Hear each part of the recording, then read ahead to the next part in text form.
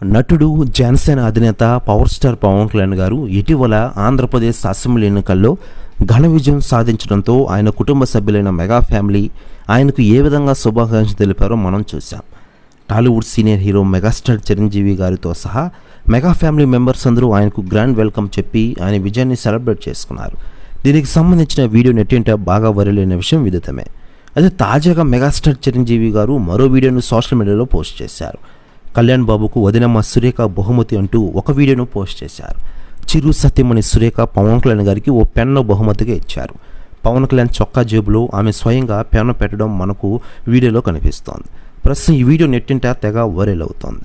ఇక ఇటీవల ఆంధ్రప్రదేశ్ రాష్ట్ర డిప్యూటీ సీఎంగా పవన్ కళ్యాణ్ గారు నియమితులైన సంగతి అందరికీ తెలిసిందే. అభిమానులు ప్రస్తుతం ఈ వీడియోను చూసి భావోద్వేగానికి లోనవుతున్న విషయం మనకందరికీ తెలిసిందే.